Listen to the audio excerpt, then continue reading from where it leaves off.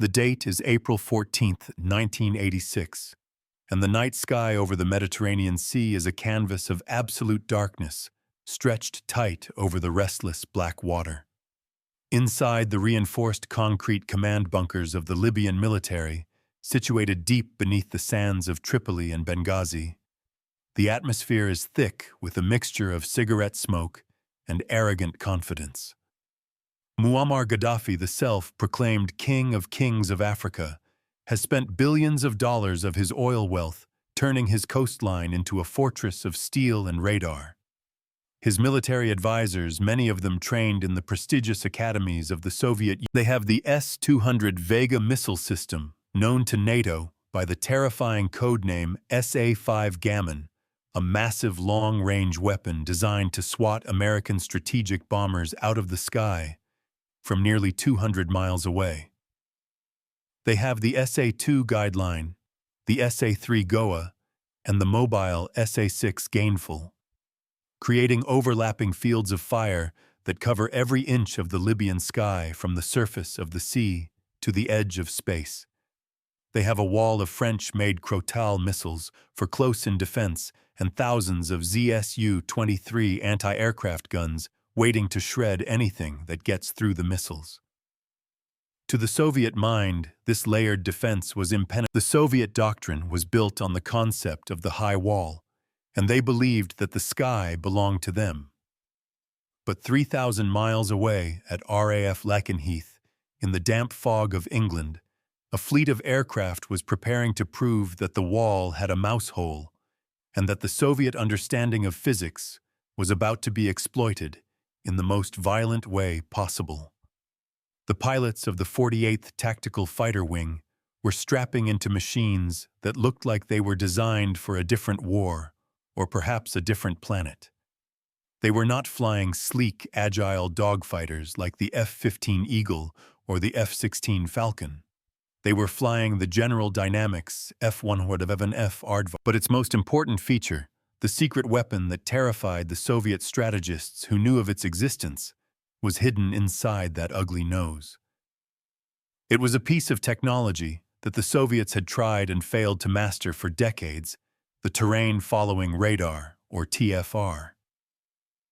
The concept of the F-111 was born from a realization in the 1960s that the high-altitude skies were becoming a death trap because the shoot-down of Francis Gary Powers in his U-2 spy plane proved that Soviet missiles could reach the stratosphere. The U.S. Air Force realized that if they couldn't fly over the Soviet defenses, they had to fly under them. They needed a plane that could fly so low that it was hidden in the ground, clutter the radar reflections from trees, hills, and buildings, essentially becoming invisible to the enemy sensors. But flying low at supersonic speeds is suicide for a human pilot, because he cannot react fast enough to hills and valleys rushing at him at 700 miles per hour, meaning one blink, one sneeze, or 1 second of distraction would cause the plane to smear itself across the landscape. So the engineers at General Dynamics built a robot pilot. The TFR in the nose of the F-111 scanned the terrain ahead of the aircraft, constantly measuring the distance to the ground with millimetric precision, and it was linked directly to the autopilot. The pilot would set a clearance altitude, say 200 feet, and then take his hands off the stick, letting the plane fly itself. If a mountain appeared, the radar would see it and pull the plane up at a precise G-load to clear the peak, and as soon as the peak was cleared, the computer would push the nose down, diving into the valley to stay hidden. It was a hands-off roller coaster ride in the dark, loaded with nuclear-capable bombs. To the Soviet advisors in Libya, such a capability was theoretical at best because they knew the Americans had terrain following radar, but they didn't believe it could be used effectively over long distances in combat. They trusted their physics, knowing that radar travels in straight lines, and the Earth is curved, so if a plane flies low enough, it is below the radar horizon. But the Soviets believed that the low-altitude gap was too dangerous to exploit.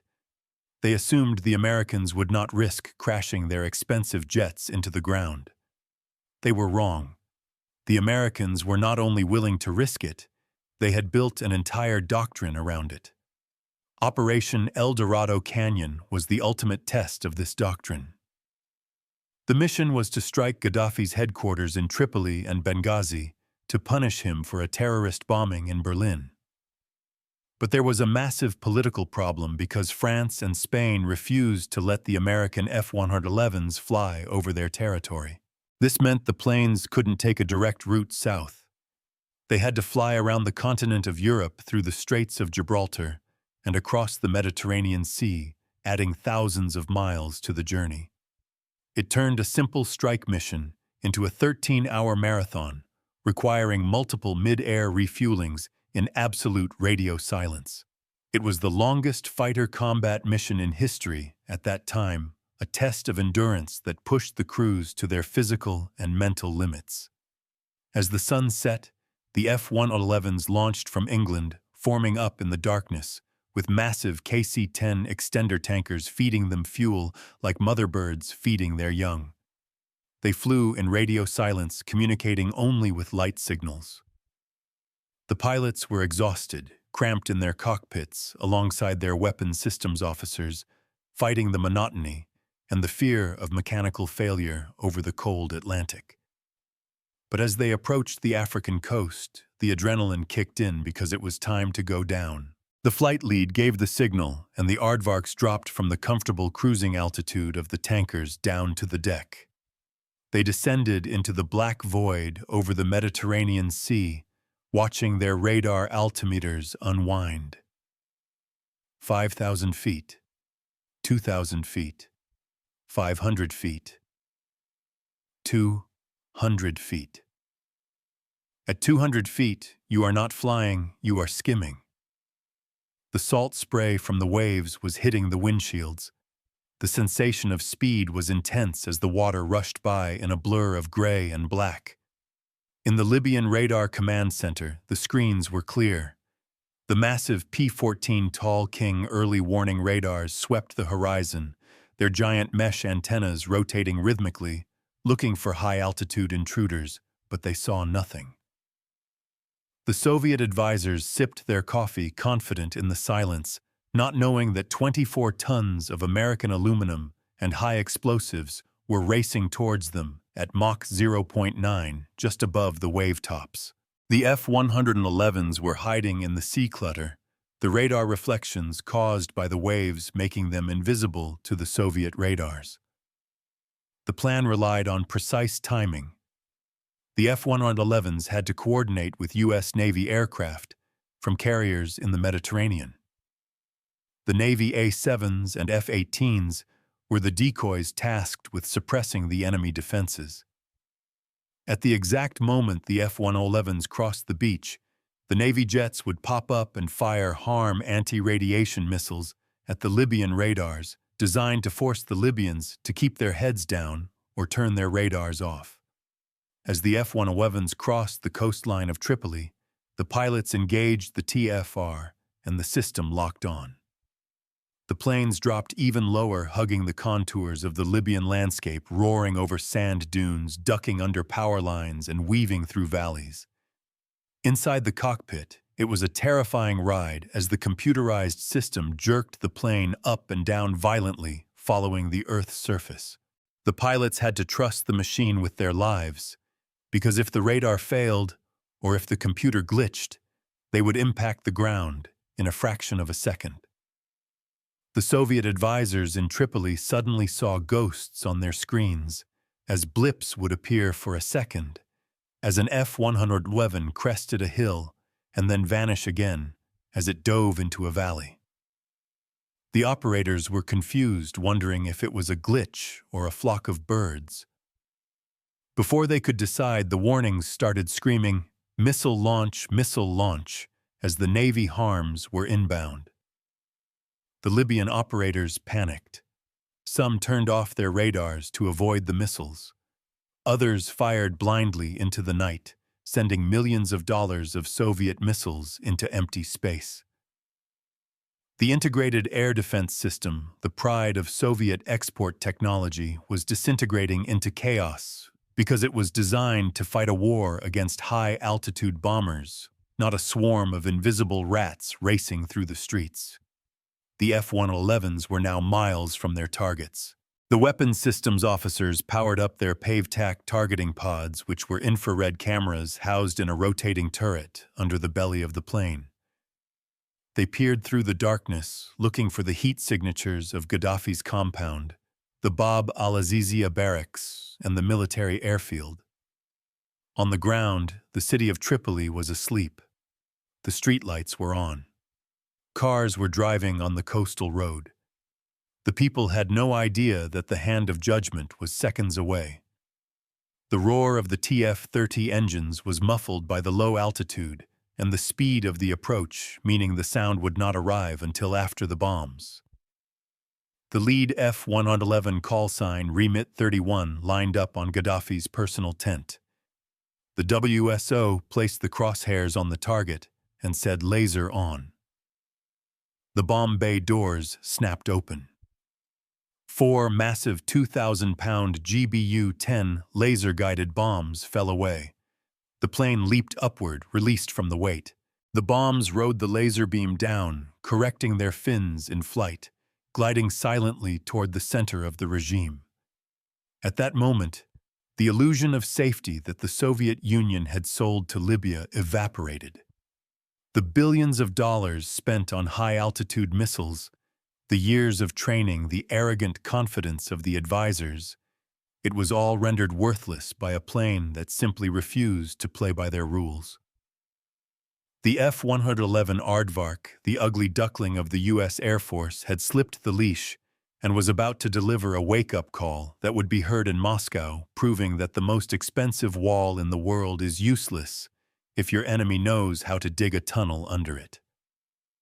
The explosions at the Bab al-Azizia compound were not just detonations of high explosives, they were the shattering of a geopolitical illusion, because in that split second, the sanctity of the dictator's personal fortress was violated by a weapon he never saw coming. As the 4 2,000-pound bombs smashed into the courtyard and the command tents, the shockwave rippled through the entire city of Tripoli, waking the sleeping population and sending a tremor of pure terror through the regime. But for the pilots of the F-111s, the mission had only just begun, and the easy part was over because now they had to survive the reaction. The element of surprise was gone.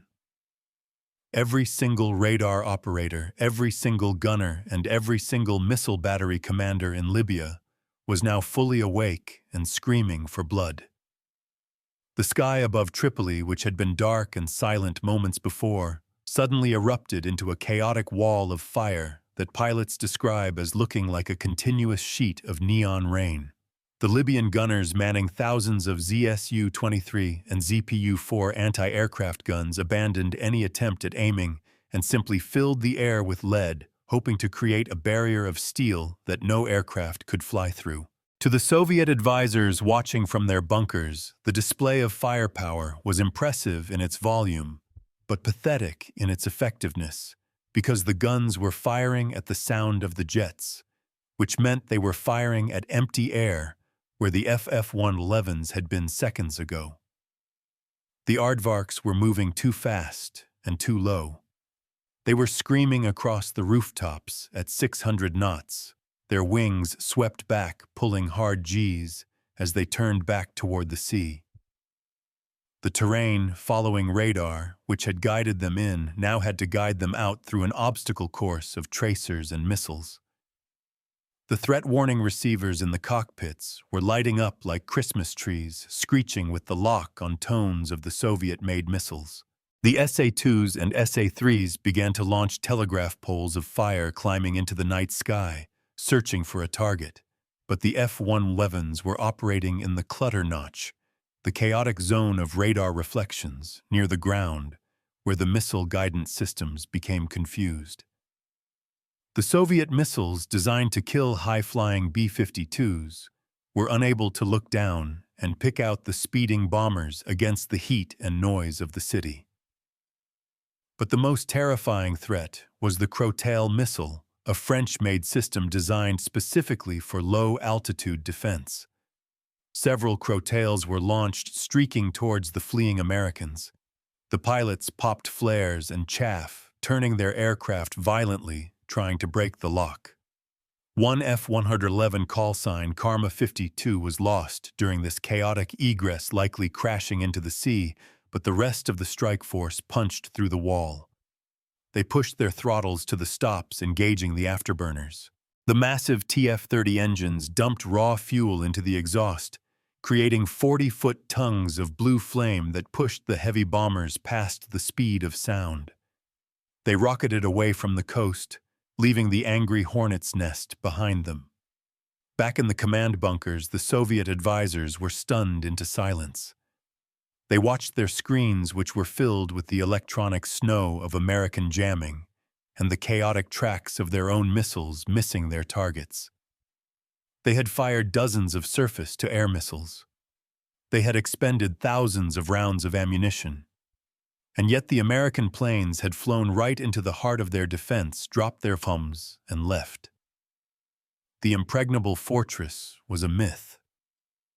The sophisticated integrated air defense system, which Moscow had touted as the best in the world, had been defeated not by a massive armada, but by a handful of planes using a tactic that exploited the one weakness the Soviets couldn't fix: the curvature of the Earth.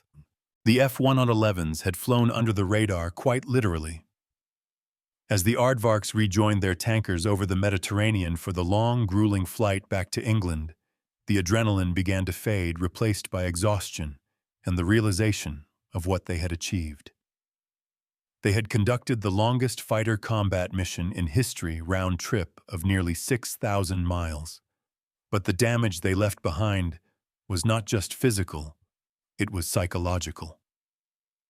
When the sun rose over Tripoli, the extent of the humiliation became clear. The bombs had hit the Azizaya barracks, the Sidi Bilal terrorist training camp, and the Tripoli military airport. On the tarmac at the airport, the burning wreckage of Soviet-supplied Il-76 transport planes lay smoking. These massive lifters, vital for Gaddafi's logistical support, had been destroyed on the ground. Even worse, several MiG-23 Flogger fighters, the frontline interceptors of the Libyan Air Force, had been smashed inside their hardened shelters. They never even had a chance to take off. The Soviet engineers who built those shelters had guaranteed they were bomb-proof, but they hadn't counted on the precision of a laser-guided weapon delivered from point-blank range. The raid also revealed the terrifying fragility of the Soviet client-state model. Libya had all the hardware money could buy, but they lacked the software, the training, the discipline, and the flexibility to use it. The Soviet advisors had trained the Libyans to fight a static, scripted war.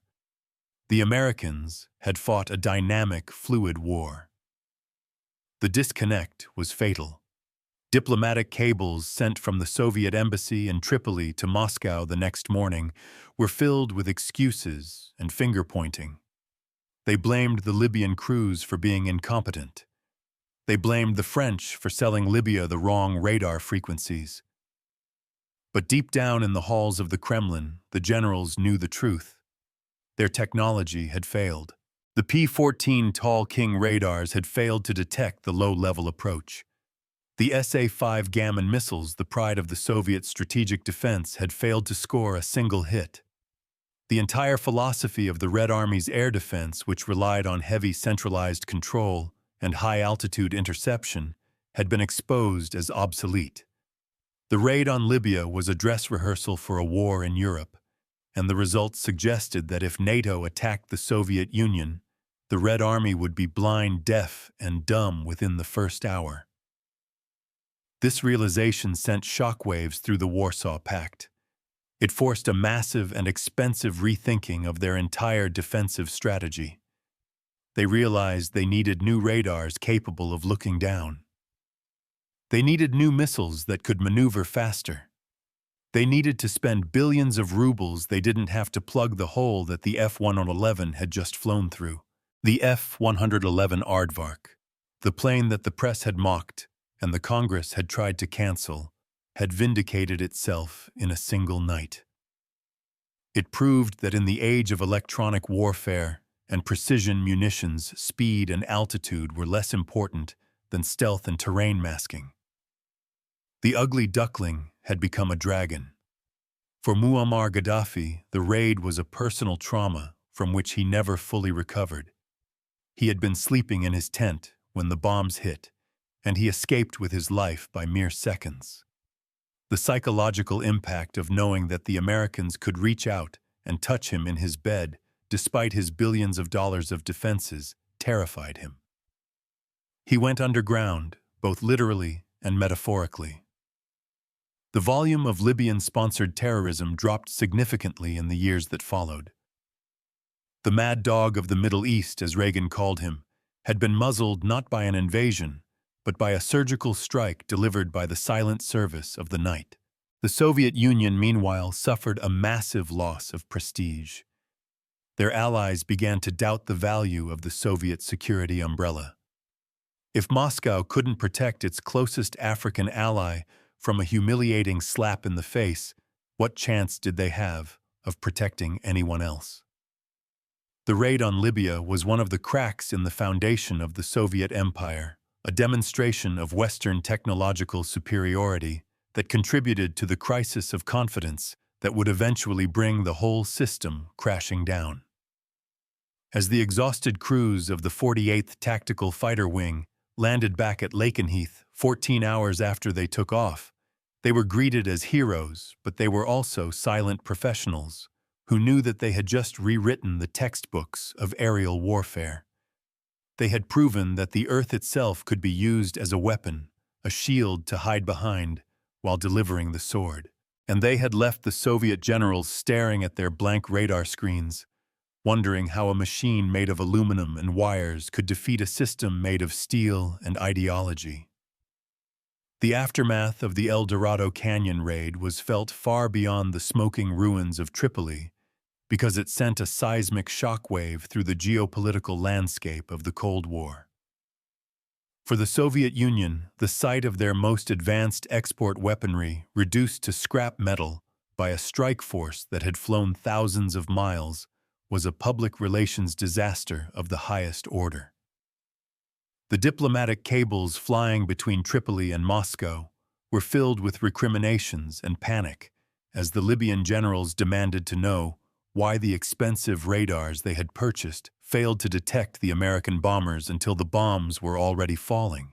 The Soviet technicians on the ground scrambled to find excuses, blaming the curvature of the Earth and the incompetence of the Libyan operators, but privately they sent reports back to the Kremlin that were deeply unsettling. They admitted that the American terrain-following technology and precision targeting capabilities were years ahead of anything the Soviet defense industry could counter. The psychological impact on Muammar Gaddafi was profound and immediate, because the man who had styled himself as the revolutionary leader of the Arab world and a thorn in the side of the West suddenly went silent.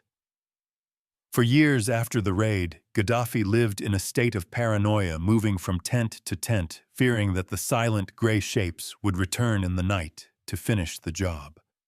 The volume of Libyan-sponsored terrorism dropped significantly, and the rogue state was effectively neutralized not by a full-scale invasion, but by a single surgical blow delivered with absolute precision. The F-111 had proven that air power could be a strategic scalpel, capable of altering the behavior of a nation without the need for a messy ground war. But the story of the Aardvark did not end in Libya, because 5 years later, the ugly beast would be called upon again to dismantle another Soviet client state, this time on a much larger scale.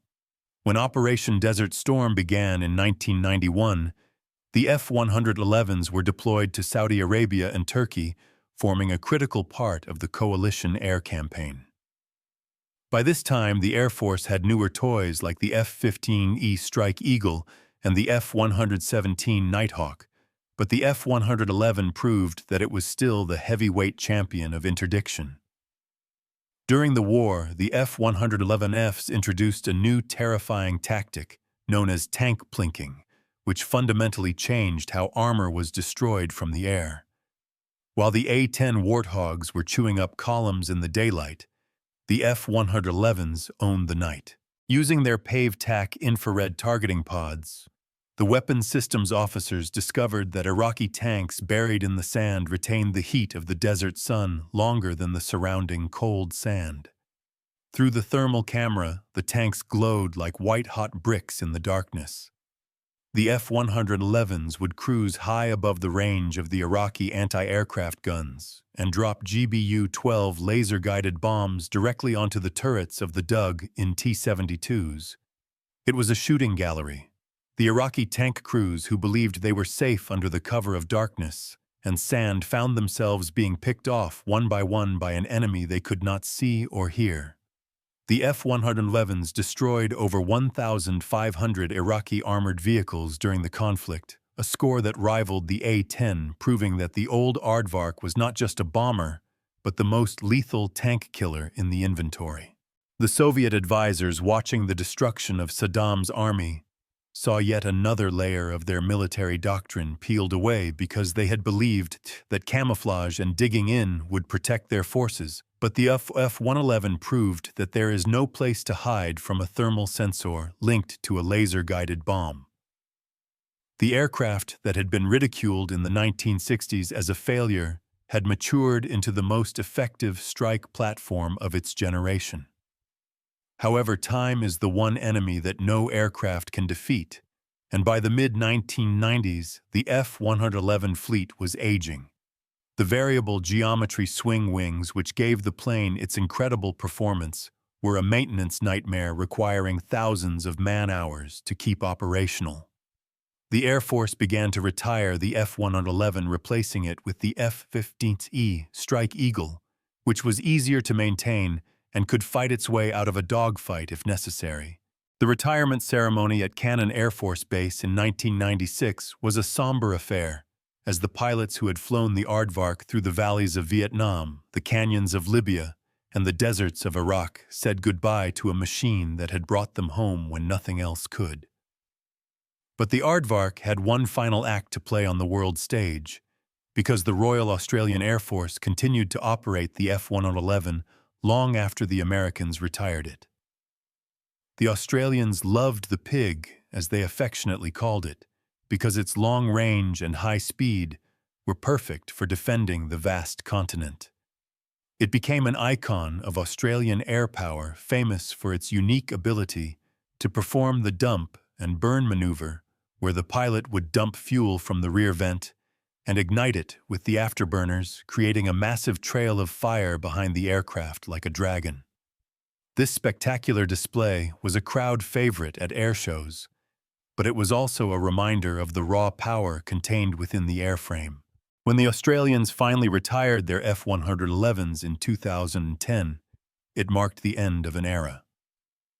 The swing-wing design, once seen as the future of aviation, had largely been abandoned in favor of stealth and electronic warfare. But the legacy of the F-111 remains embedded in the DNA of modern air combat. The terrain-following radar technology it pioneered paved the way for the cruise missiles that fly down city streets today. The precision bombing tactics it perfected in Libya and Iraq became the standard for all future air campaigns, and the lesson it taught the Soviet Union was one of the most painful of the Cold War, that building a wall of radar is useless if your enemy can simply crawl under it. The F-111 Aardvark was a paradox, a plane that was too advanced for its time when it was born, and too capable to be retired when it was old. It was ugly, complex, and loud, but it was also effective, terrifying, and unstoppable. As the last F-111 sits in a museum today, silent and cold, it stands as a monument to the engineers who dared to dream that a plane could fly fast and low at the same time, and to the pilots who trusted a computer with their lives in the pitch-black darkness of a Libyan night, proving that the most dangerous place in the sky is right down in the weeds. The Soviet generals who laughed at the Aardvark are gone and their empire has turned to dust, but the memory of the night the sky fell on Tripoli remains a testament to the enduring power of American innovation and the sheer audacity of the men who flew the pig.